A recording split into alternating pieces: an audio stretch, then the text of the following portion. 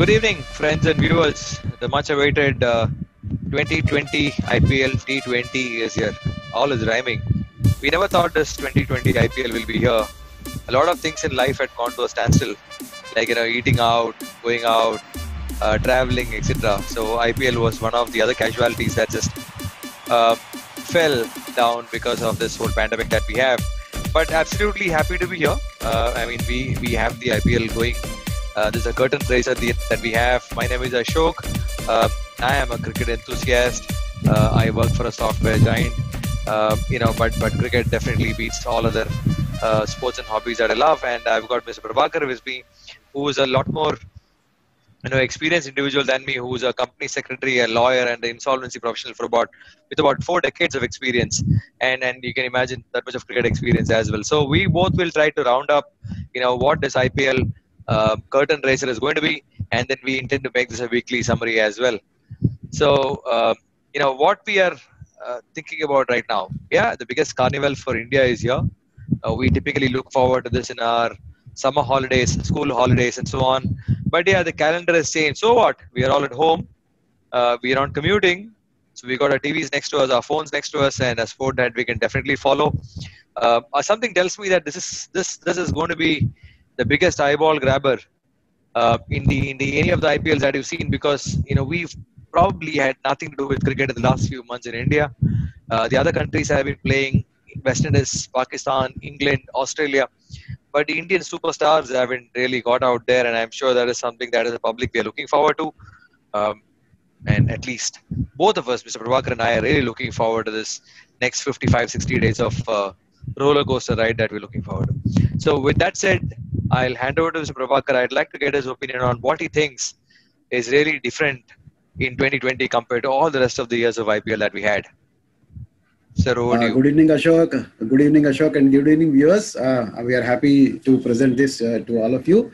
And when the pandemic has come, of course, we are all doomed. And when it has opened up, one of the most important thing which we have to cheer about is that cricket is going to be back, and it has been back with IPL, thanks to other tournaments being cancelled.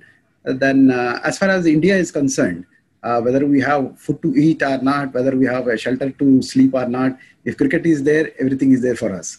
So we are all looking forward for this IPL match. As far as this particular IPL is concerned, compared to other IPLs, the most important change which we are going to see is that there will not be any spectators in the grounds. And that is going to be a major change for everybody, for the players, for the administrators, most importantly for the spectators also. Especially it is going to affect the Indian players, and of course some players in the Asian countries also, because we are used to have a large number of spectators, something like 50 lakhs to 1 crore also, and all people coming in different gears and in a festival mood, getting drums, trumpets, cheering, clapping. Each and every ball, each and every run is cheered up. So that will be great boost to the players. Now this time that will be missing. That is the most important thing. As far as the Indian players are concerned, as you rightly said, they are very rustic. They have not played it for the last 9 months. There was no competitive cricket played by the Indian players. So that's maybe initially going to affect all those teams where Indian players are there.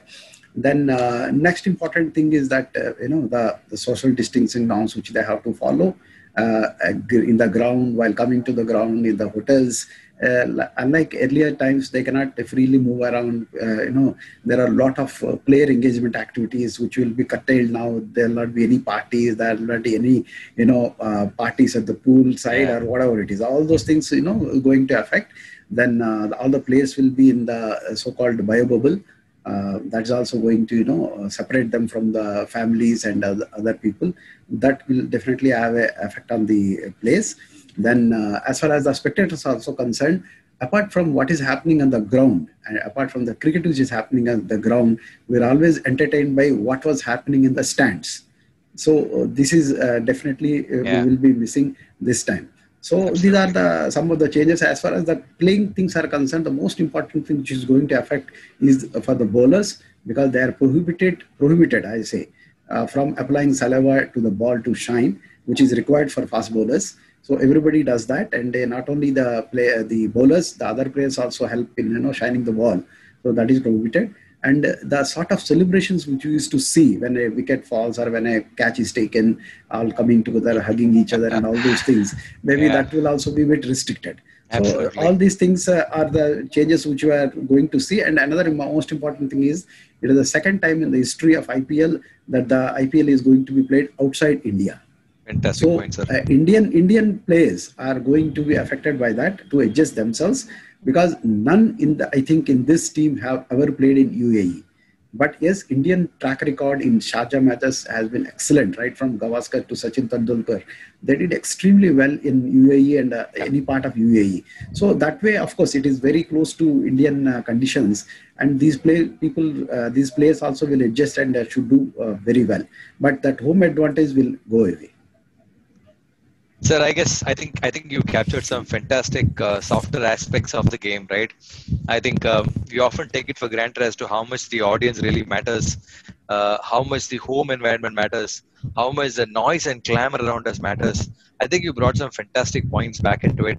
I think social distancing, the whole point of Sachin being carried on his fellow team players' shoulders while he was retiring or when winning the World Cup. I think we will probably not see those spectacles for maybe until the next IPL, hopefully. Yeah.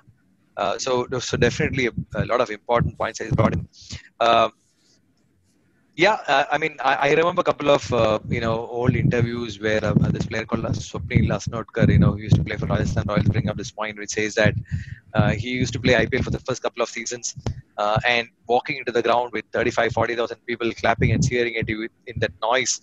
And then when he fell out of favor in IPL and went back to play Ranji Trophy, he felt demotivated because he was playing in front of an empty stadium. So that's definitely going to have a bearing on the overall tournament. We saw people like, Suresh Raina going back home, Harbhajan Singh deciding not to take part in this tournament. So this bio bubble and this new environment definitely has played on people's mind. And some of these professionals have chosen not to be a part of this tournament. But I'm sure that being the word professionals, right, the rest of them would definitely acclimatize to this and keep going actually.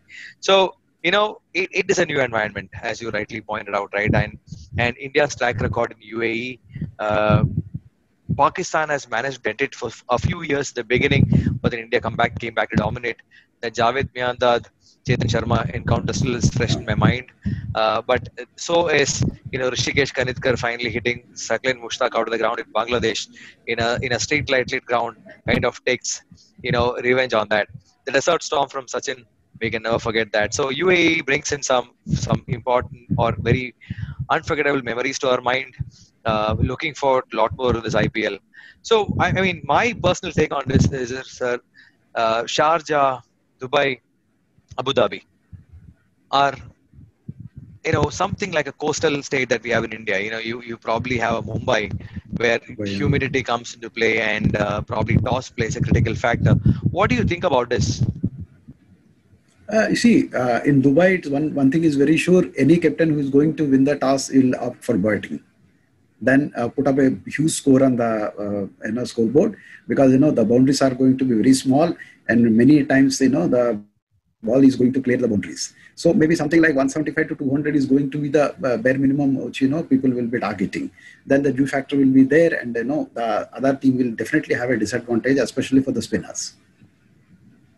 Hence, I have a slightly different point on this, sir. I think while chasing, right, I mean, it'll be difficult for the spinners or the opposition to actually grip the ball and bowl properly, because there is dew factor. And I would kind of say that the chasing team would have an advantage over the batting side, right? So in my past statistics, I mean, you're right, in Dubai specifically, right? I think you're right. There's a 50-50 chance. But when you move to grounds like Sharjah, right, it's something like a Chinnaswamy Stadium, I would say that the teams batting second have a better chance. Would you agree with that? Could be. It depends from venue to venue. Sharjah definitely is different from Dubai. Right. And of course, definitely the management and the captains will take that into consideration, and whosoever wins the toss will take advantage of that. Yeah, I guess this time a lot more analytics in terms of what the teams are going to be doing, how we approach the stadiums and the dimensions and all that. I think a lot more science will come into play this time apart from cricket, because a lot of teams are used to their home advantage and there's nothing called home advantage, right? So that's just gone Yes, away for all the teams actually. So yes, that's a great equalizer to start with, yeah, right? Mumbai yes, won't yes, get the cheering from the teams that they had in the past, and look at an RCB. The whole of Bangalore used to rally behind them. They're not going to hear yes, that yes, sound yes. anymore again. Actually, yeah, yeah. Sir, you brought one more important point, which says that social distancing and not using saliva on the ball and not using any other methods. So I don't think many cricketers are used to this yet. Apart from their practice sessions, right? Because there are only a few countries who play international cricket. So that's going to be really a challenge for the bowlers to overcome, right? I mean, to get the ball heavy or to get the ball shining. Definitely, of course, yes. But as far as saliva is concerned, yes, it is justifiable because nowadays saliva is just like poison. Nobody will like that, and not only that. In fact, I tell you, there are a lot of people who have the habit of spitting on the ground. That is another severe crime. Maybe I don't know what umpires are going to take. Maybe first time they are going to warn, and maybe if it is done repeatedly, they may be sent out of the ground also. I'm very sure. I don't know. I have not read the terms and conditions and code of conduct, but if anybody breaching that will be taken very seriously, because that will have a serious effect on the other bowlers who are going to bowl after them unnecessarily. If they get the problems, then the entire team and entire tournament get affected. Absolutely. One of the points that comes to my mind on that is there is definitely a norm against using saliva on the ball. We saw a couple of such examples where uh, uh, umpires intervening when in case of the use of saliva, etc. So something to look forward to. I'm sure all the players are cognizant of it, and they've been through these bio bubbles and quarantines and so on. Just to quote R. Ashwin, who said that the 7 days of quarantine in Dubai, in his room overlooking on one side the Burj Khalifa and on the other side the Dubai Lake, has been the worst experience in his life. So, being arrested or being arrested to a room or being locked down to a room in Dubai is probably not the best thing. Forget Dubai, anywhere else, I guess the same thing actually.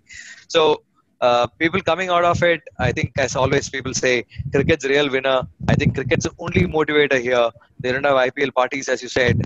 They don't have free movement, as you said. There is no audience to cheer you. It's going to be the game that will keep you going for the next 50, 60 days, right? Yeah. Another With, important thing, yeah, what I feel is that despite taking all the care, another thing, 60 days is too long a time, and so many players, hundreds of players coming and playing. Unfortunately, if a few players catch up, the COVID, then it really going to disbalance the team composition, because they have taken at a huge amounts, and after doing a lot of research, even if a team lose one or two critical players due to unfortunate contaminations and other things, then it is going to throw them out of the window. This is one important thing which the team management has to take care of, because there are certain players where they will not be any good replacement for them. Something like, say, oh, Kohli in RCB, or other players, Rohit yeah, Sharma in yeah. Mumbai Indians. If they have to sit out, means half of the team has lost. Absolutely, So that absolutely. is going to be critical this time. Big point, sir. Big point. I mean, talking about that, right? I mean, look at this right now. England and Australia players cannot be playing until they finish their quarantine. Yes. So Sam Curran, who Chennai has bought rather, and he can't play the opening game because he'll be under quarantine. Hmm. Leave that alone. Steve Smith, who's captaining Rajasthan Royals, will not be playing the first game because he's still under the observation after the concussion and practices which he suffered while in England. Right. So these are definitely going to be dents in the team's strategy. These variables were not in play when we had the auctions. So some of the teams who don't have enough spinners are probably going to rue the opportunity, because UAE pitches are going to play slow towards the second half, and you probably might see 2 to 3 spinners being played in your teams. So these are critical things that will come into play, sir. So great viewpoints. So I mean, So are you okay? We can probably. Sorry, you had a point. no, what I'm saying is that there may be a lot of part-time spinners. They will be coming to play. Maybe sometimes, Fantastic point. Kohli bowls, and you see earlier, if you remember, a lot of it's right from Sunil Gavaskar to Virendra Sehwag. They in fact Sachin Tendulkar, for that matter, he has Yes, he's taken a more good than spinner. 100 Yeah, yeah, wickets. A good absolutely. spinner, but very rarely used. Maybe this time, when good spinners are not there, these part-time spinners may play important role in each team. So that brings up that's a very important point, really. Rohit Sharma. I mean, he can be a handy Yeah, spinner, right? I mean, I yes, think those yes. are the changes that you will say. It's a brilliant point that you brought up, actually. Are we okay to go back and look at some of the teams and how they're doing, and what the team strength looks like for you? Yeah, why not? Yeah, Let sure, me let sure. me bring up the squads.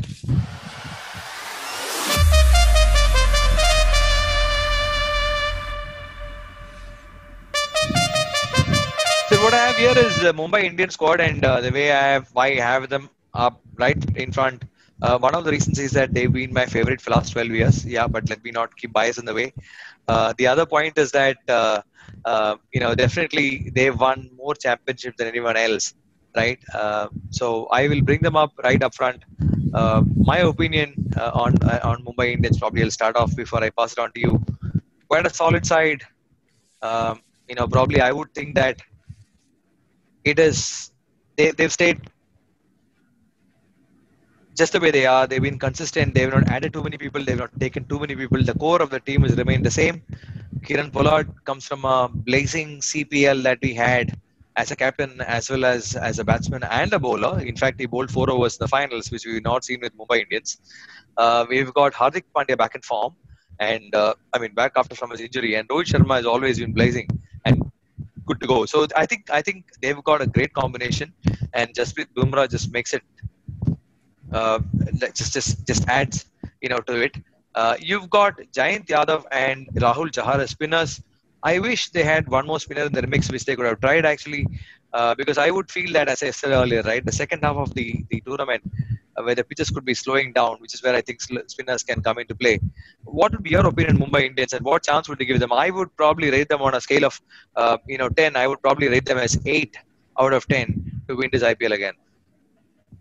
Yeah, I also back that up. Is one of the most favorites of everybody, though may not be my favorites, but they have a good combination. Number one, they have a, good leader in Rohit Sharma, who is very cool because, of course, Captain Cool title is given to Dhoni, but Rohit Sharma is not far away from that. He is absolutely cool. He got a lazy elegance, and of course, when he bats, if he gets going, there is no stopping for him.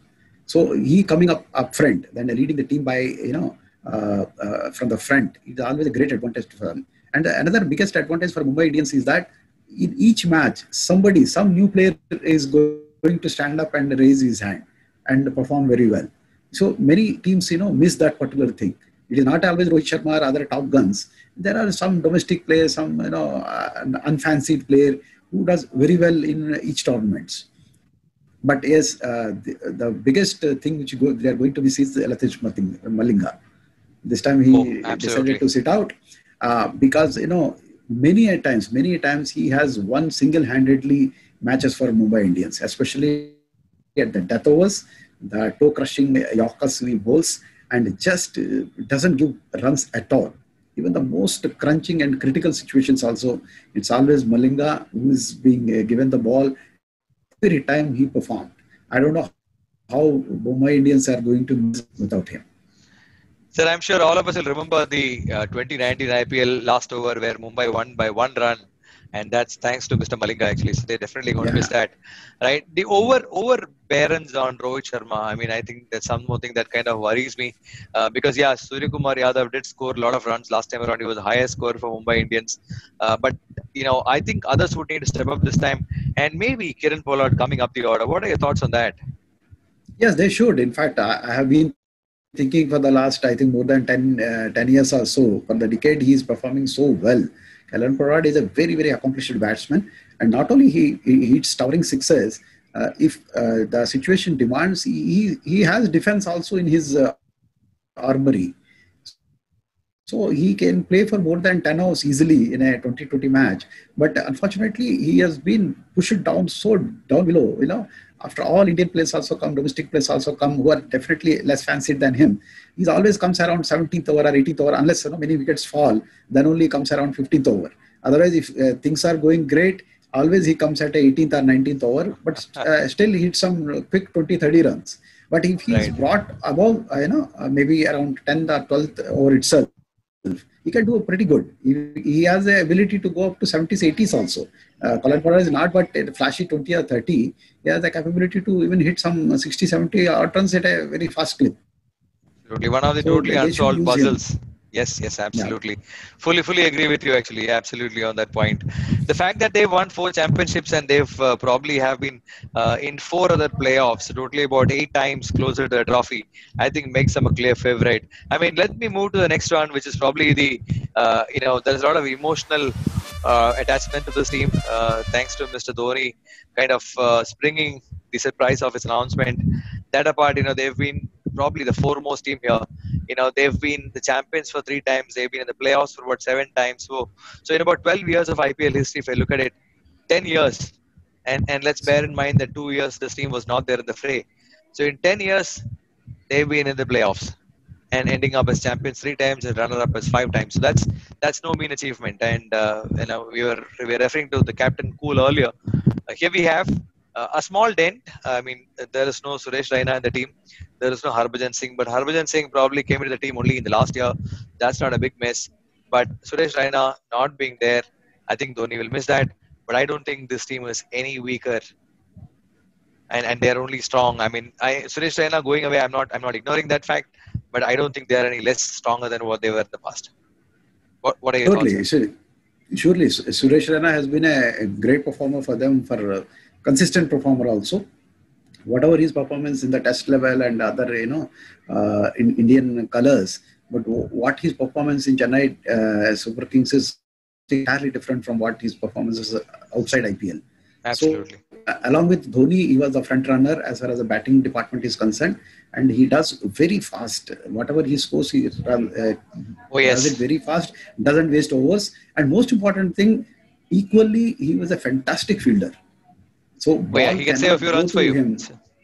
He's at least, you can count 20 runs to be saved by Suresh Raina, number one, and taking stunning catches. Absolutely. So definitely they are going to miss Suresh Raina, but they have to put up with that. And what I want to say is that Dhoni now is free from all his responsibilities of Test cricket, one-day cricket, everything. There is no burden on him. There is no pressure on him. But yes, still he has cricket left in him. He has a lot of things to prove, and IPL is the only stage where he can prove. And leading the Chennai Super Kings to another win is going to be icing on the cake, maybe towards the end of his career. I definitely see that playing him another 2-3 IPLs, but it is definitely towards the end of his career. So you would definitely like to do extremely well. And there's no. It is a repetition of saying that how good captain he is, how coolly he manages things, and any crunch moment, it is Dhoni to take the team through, whether he's batting or whether he's behind the wickets.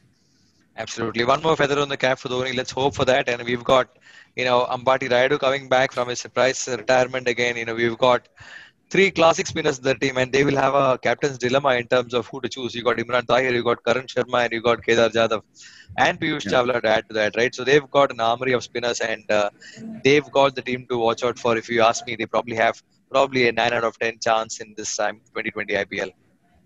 Yes, and secondly, Imran Tahir is extremely aggressive, and he's a wicket-taking bowler.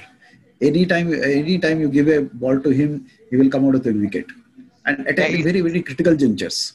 Absolutely, and it's a pity that we don't look at Ravindra Jadeja as a spinner, right? Because he's an accomplished all-rounder who probably fires in those balls, right? So Chennai's chances or Chennai's choices are really up there, and they can really plenty. Absolutely. That is where actually Chennai Super King always scores about other people at the planning stage itself, at the drawing board itself. They do their homework very well. Their team combination is always good. They may or may not have a fancy place. Of course, they have many fancy plays. Even other people who are not so fancy, whether domestic or international cricketers, see, Dhoni knows how to extract maximum out of them. Let us take example of Watson. So he's Yeah, such a old horse. Anytime he can hit as an opener, then he bowls very well. yeah, He feels yeah. very well. Absolutely, he gives 100% every time he is on the field. So such players are there in Chennai's Super Kings. Absolutely, absolutely. We will just move on to the next one, sir. Here, and we've got the Kolkata Knight Riders, who are really the powerhouse here, right? And when I say powerhouse, the name that comes to my mind is Mr. Russell. Who can just power the ball out of the boundary as many times as he wants. And we've got a stable captaincy in the last few years, right? Dinesh Karthik kind of comes to the helm. So clear opportunity for these guys. They've had a good run. They won in 2012, 2014, but they've had a strong finish probably in the last 3 or 4 years where they came into the playoffs, but not really finishing it well off, right? So and they've got probably Pat Cummins, who's the most expensive buy in this IPL. Ian Morgan, who's been like in blazing form off late, and the deadly spinner Sunil Narayan. So this is one team again who are not going to make it easy for any other teams. Surely, surely. But unfortunately, what is happening is that no, for the last 4-5 seasons, Kolkata Knight Riders is disappointing everybody, including their fans. So they are not what they were. Right. Earlier, they were in the top of favorites. But now we are coming to a stage where saying that, okay, we cannot ignore Kolkata Knight Riders. They're going to give a good fight for the people. But, they're not on the top reckoning. Maybe something to do with the captaincy. Of course, Dinesh Karthik is definitely not a bad captain, but he's not maybe that aggressive captain which was there earlier. And of course, apart from all other players which you have mentioned, I'm really looking forward for Shubman Gill to fire this time, because last 2 times he has not done that well. Of course, he showed promises, but he's not delivering. But this time I expect Shubman Gill to deliver. Then again, I want to see Sunil Narayan in that pinch hitting role, which he has done very well in a few seasons. Very unexpectedly, he has become more of a batsman spinner rather than a spiller batsman. Especially he come on the upfront, very unexpectedly, unorthodoxly he plays a left-handed batsman, and he has done extremely well in the upfront. Of course, Pat Cummins is a star, performer always. So is of Morgan. Then definitely I'll expect Kolkata Knight Riders, to go a bit far this time. Oh yeah, I would agree with you. I mean, Kuldeep Yadav is another important weapon in their armory actually, and I'm sure that they've got some explosive batting as well. So I would definitely expect them to be playoff this time around, along with the other two favorites.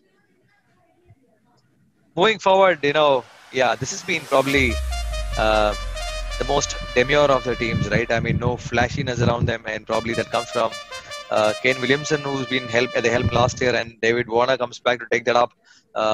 He has not had a great, patch in the last maybe series that they played with England. He's been quite subdued. He's not been scoring very well. He must be hoping, and so will the Sunrisers, hoping for his start to turn bright, right? So that he can start scoring actually. And they've got, Bairstow in their team. They've got Kane Williamson in their team. They've got Manish Pandey, who's not played for a while. So, this team is a bit rusty because you see, Rashid Khan, Mohammad Nabi not having played too many games. But the point is that this team can spring a surprise. They don't appear to be as strong as last time. They don't have players who are like breakthrough players who can make change a game. Barring probably a David Warner or a Johnny Bairstow, which I think that the team is overbearing on them, but or rather overly dependent on them. I don't really fancy, or at this point looking at the team list. I would more expect Sunrise Hyderabad to spring a surprise than being a consistent winner. What would be your thoughts on that?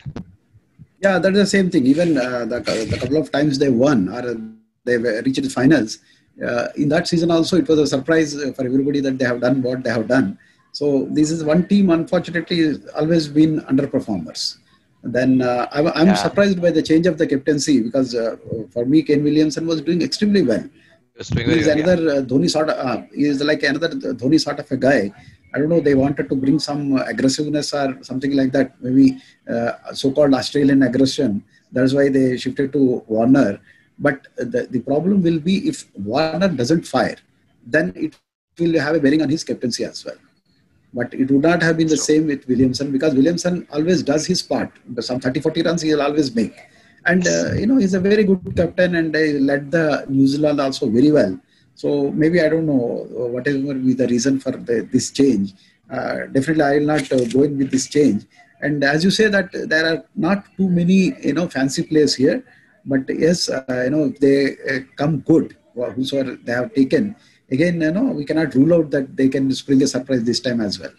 Absolutely. That's like Johnny Bairstow has been doing really, really well. His last match ended up in a century, so he's coming in with a lot of confidence into this. Kane Williamson has not played for a while, but he surprised everybody, but at least personally me, where I thought that he may not be a great T20 fit, but he did really turn around the last time around. So quite an adaptable player. Manish Pandey would be wanting to really, really show his wares actually when he's coming into play. So they don't have a flashy list of players, but definitely a lot of consistency. But they don't have those big hitters. They would be really, really consistent. They probably have to get away from depending only on Warner. And everyone needs to chip in if they have to make a difference in this year's IPL. Would be my reading on this one. Yeah, sure. Yeah, we've got Rajasthan Royals up next. Actually, the team who just brought a lot of dreams true with IPL. The team just that defined IPL in the year 2008, where nobody thought that they are the most fancied, and they set the stage on fire under one's captaincy. Now you got one more Aussie captaining them, Steve Smith, and you got Ben Stokes, you got Joss Butler, you got the names, right, and a lot of other people, Indian talent who are a part of this team. The one thing that I observe is that if you look at the number of foreign players that they have a heavy dependence on David Miller, Tom Curran, Joss Butler, Jofra Archer, Ben Stokes, Steve Smith. Now you can choose only four. Yes. Like the seven folks would make a great team, but the part is you can choose only four. So how are you going to really utilize the rest of the team is going to be the challenge that this outfit will have to face this time in IPL 2020. Yeah, this is one thing which has come to my mind when I saw the team. I was quite surprised. They spent so much of amount in getting one of the most fancy team. As you were saying that seven, foreign players, including Smith, Ben Stokes, Butler, Yeah. Archer, David Miller, whatnot. But as you say, that there is a restriction of playing only four players, and there are no good Indian players. They have top-notch players from foreign countries. Then you have domestic players. So Yeah. there will be a lot of a disbalance in this team. Of course, these four foreign players who are playing, if they fire well, they will do well. But if they fail, what happens? Because they can take only four guys, and three top foreign players sitting in the bench and warming the bench is not a good idea at all. They should have taken some top Indian players. So as far as Rajasthan Royals is concerned, yes, they seems to have spent a lot of amount, but not done judiciously. So we have to see how they're going to perform. Yes. I really wish they come up. They've had some good start to the IPL campaigns, but after that they kind of fizzled out, and the last leg has not been great for them actually. So really hope to see them turning this around. Kings 11 Punjab. So now we come to the bottom half of the table where, if you consciously see on the right hand side, there is no trophy at all. So the next three teams that we will discuss are teams, who's kind of deceived us, who probably don't have any trophies yet. But you look at the lineup here, right? You got KL Rahul, you got Chris Gale, right? Then you got, Jimmy Neesham, Chris Jordan. There are the names, and Glenn Maxwell has done a fantastic job in coming back after the mandatory, or rather the break that he took from the game. The last century that he scored in the third ODI versus England was outstanding. But 105 out of some 80 balls and led to a winning cause. And he was there almost until they won the game. So that's fantastic. I really fancy a chance with Kings 11 Punjab this time around. And they've kind of had a decent run in the last 2019 IPL, and I hope they really build on that and continue to get in the playoffs at least this year, and then build on from there. What will be your take on this? I too expect Punjab Kings 11 to perform very well this time, especially with Rahul at the top. He's so consistent performer, and Gale also, of course. As I say that the storm strikes, and being in UAE, we can expect more storm to come. And everybody prays that whatever team you fancy, when a Gale comes, you wish him to perform. and I really expect him to fire all Yeah. cylinders this time. And Dubai and all other UAE pitches being the grounds being small, it will be a feast for Gale if he gets going. Then, of course, apart from that, you have Karun Nair, then Mayank Agarwal, and as far as Maxwell is concerned, unfortunately, in IPL he consistently failed. He has not lived up to his fantastic reputation. Maybe he has to put his head down and play some balls before he start firing. But he definitely made some very attractive 20s and 30s and could not take it forward. So So maybe true. this time I expect him to fire all cylinders and maybe playing some balls and trying to building innings rather than flashy 20s and 30s. If these Yeah. three players, Rahul, Gale, and Maxwell, if they do well, these people can definitely reach playoff stage.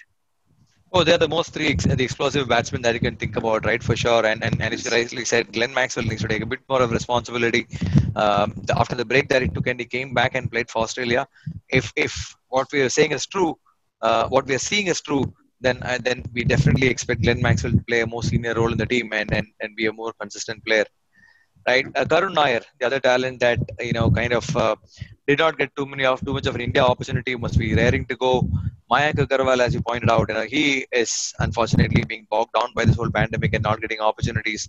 Another individual who's looking forward to it, Krishnappa Gautam, another Karnataka player. So you got a lot of Karnataka players who are not RCB but playing for the different franchises looking for that opportunity. So uh, Kings 11 Punjab, I think if I were to bet, I'll put some on them this time because I think they're going to be the dark horse in this tournament. Here we go to Delhi Capitals, or previously known as Delhi Daredevils. The other team who's just risen in the last maybe 2 or 3 editions of IPL, but kind of forgotten in the earlier ones because they just couldn't get their combination right. Strong team under Shreyas Iyer. We've got Ajinkya Rahane there, right up there with his experience. But I think the last time around, their capability was in bowling, and I think that's what they're going to be looking at this time as well. You got Sandeep Lamichhane, who's the slow bowler. You have Akshar Patel, you have Amit Mishra. You got some foxy bowlers there, and Ishant Sharma, and Mohit Sharma in the team actually. So I'm looking forward to Delhi being a threat this time around. I don't know. I mean, when I'm talking about Delhi, I'm talking about them in the same veins as SRH, because I don't see them really tearing into any of the teams, but they could be a threat on their given day. Yes, I think right from the beginning, somehow Delhi Capitals, whatever name earlier it has, and whatever under banner they play, always I found them to be very very complacent sort of a team. They don't show much of an aggression. They just play, and they're fine whether they win or lose. That sort of attitude they give. All those things have changed under Shreya. Strangely, he doesn't have much of an experience, but the management has reposed confidence on him, and he's Yes. doing a pretty good job of it. Last time around, his body language is good, and the way he gets on with the team members is very good. And maybe he'll be if we groomed, he can be next, Dhoni or Kohli sort of a guy as far as the captaincy is concerned. If not as a Yeah, yeah. player, as a captain, I really see good traits in him. Then, of course, apart Right. from that, you have Rahane, you have Prithvi Shah, you have Ashwin, you have Rishabh Pant, Shikhar Dhawan. I think Delhi Capitals, apart from all other things, I can say this is the made in India team. You have maximum number of Indian players here, So well very said. few foreign players. They are really relying on a lot of Indian players.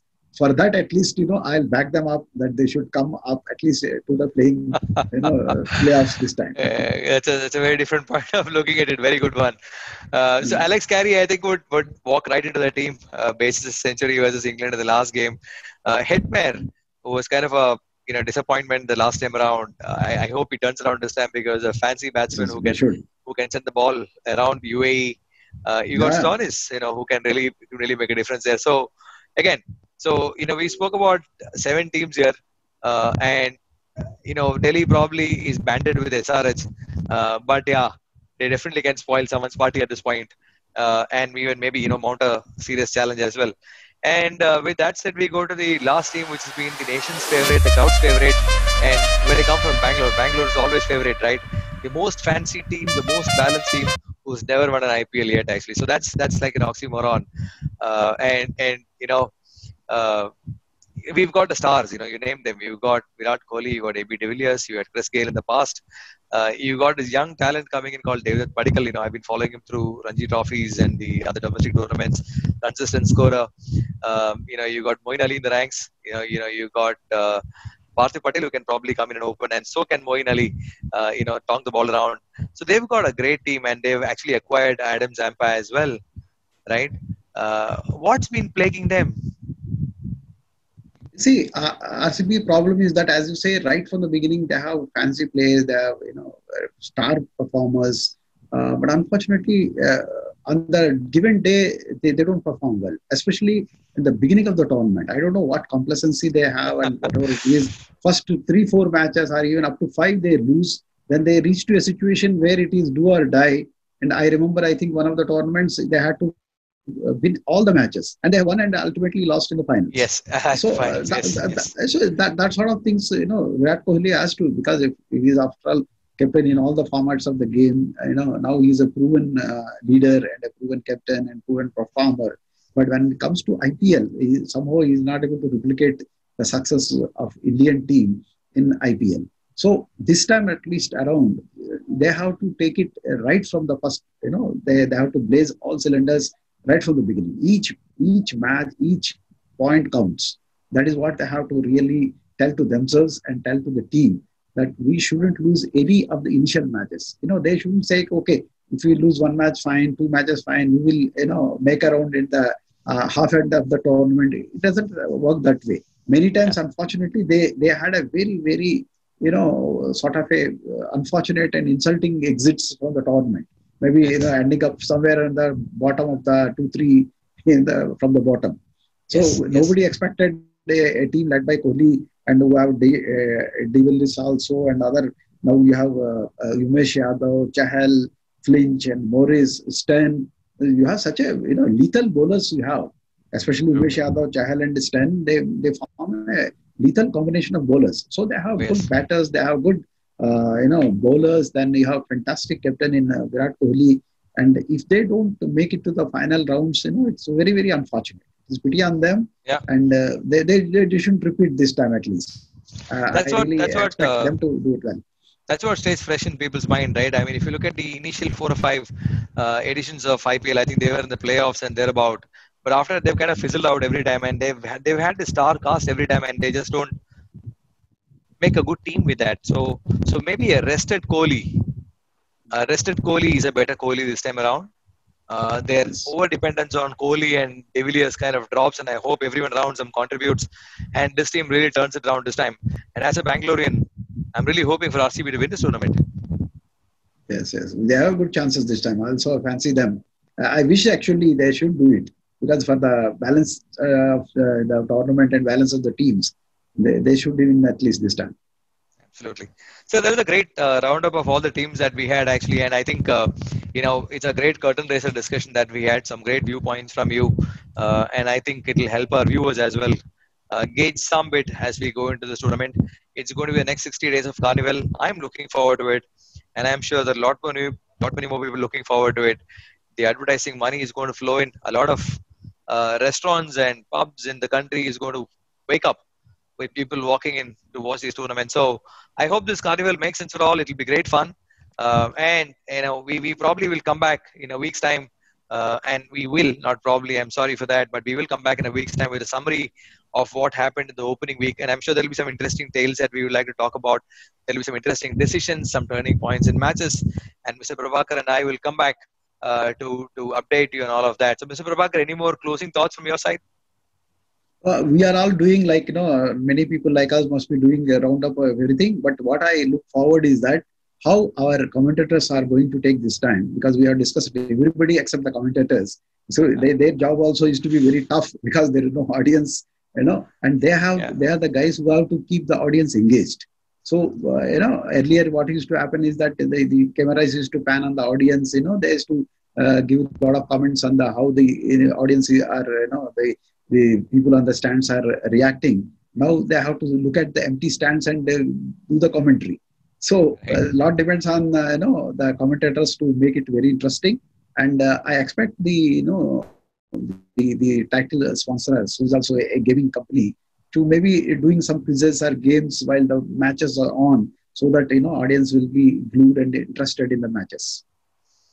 That's a fantastic add-on. We never thought about the commentators in the commentary box actually. So I mean, wishing all the players a very safe IPL, and hopefully we have no mishaps while this is on, and we'll get to see this tournament getting to a great finish like in the past years. That's it. Thank you, Mr. Prabhakar. I guess it was an Thank you. interesting Thank you. conversation. A lot of good points. So we'll regroup again in a week's time. Thank you very much. Thank you. Good night. Thank you. Night.